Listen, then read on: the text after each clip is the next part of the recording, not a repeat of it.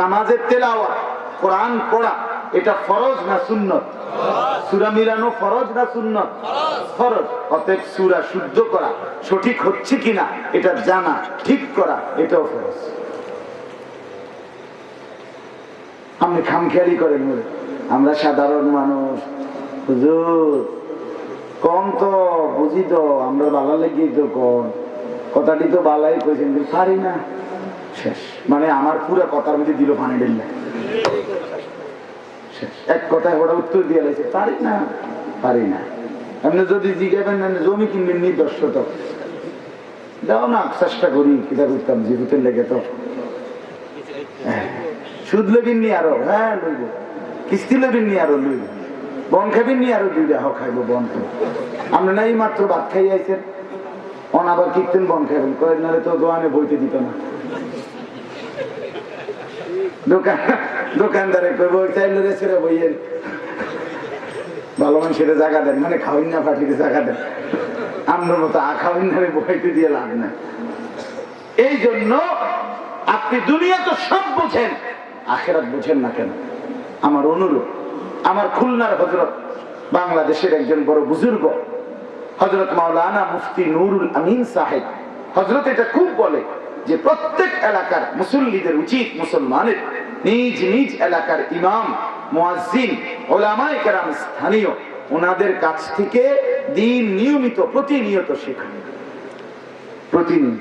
আমি একেবারে আল্লাহকে সাক্ষী রেখে কসম করে বলছি, আমার বয়স 42 বছর, আমি পড়ালেখা শেষ করছি 2004 সালে, তাহলে সেই হিসাবে আমার শিক্ষকতা এবং এই খেদমতের বয়স আজকে 20 বছর। কিন্তু আমি এই যে 23 সাল গেছে, এই 23 সালেও আমি আমার খুলনার হযরতের কাছে ওযু নামাজ শিখছি এবং হযরতকে সামনে দাঁড় করাইয়া আমি নিজে আমার রুকু সেজদা দেখাইছি। হযরত রুকু হয় কিনা দেখেন, সেজদা হয় কিনা দেখেন।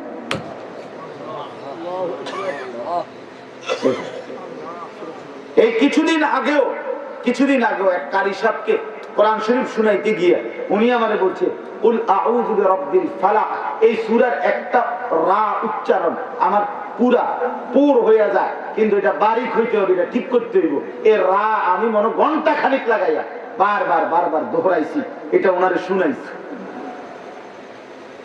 আমার কথাটা বললাম, দিন শিখতে হবে, দিন শিখতে হবে, খামখেয়ালি করলে হবে না। আপনাদেরকে অনুরোধ করছি, আপনারা আপনাদের ইমাম সাহেব, আপনাদের স্থানীয় উলামায়ে কেরামের সাথে সম্পর্ক বাড়ান। অনুরোধ আমার, চাচারা সময়টা কাজে লাগান, জওয়ান ভাই তোমরাও কাজে লাগান।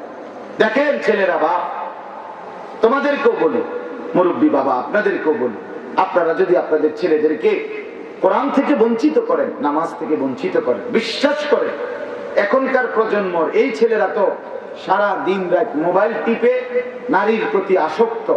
আর আগামী যেই শিক্ষা সিলেবাস, কারিকুলাম, আগামীর যেই পরিকল্পনা, যেই প্ল্যানিং, এটা কোনো দলের বিরুদ্ধে বলছি না, কোনো রাজনীতির বিরুদ্ধেও না, কোনো মার্কার বিরুদ্ধে না, আমার প্রজন্ম বাঁচানোর স্বার্থে, আমার মুসলিম জাতিসত্তার অস্তিত্ব রক্ষার স্বার্থে বলতেছি, যদি আপনারা এভাবে ছেড়ে দেন আল্লাহর কোরআন, রাসূলের সুন্নাহ, উত্তম আখলাক, আপনারা যদি 12, 14, 13, 15 বছরের ছেলে মেয়েদেরকে না শিখান, আল্লাহর কসম উলামায়ে কেরামের ভবিষ্যৎবাণী হলো এটা, আগামী প্রজন্ম টোটালি আল্লাহ আখিরাত পরকাল বলতে কিছু চিনবে না।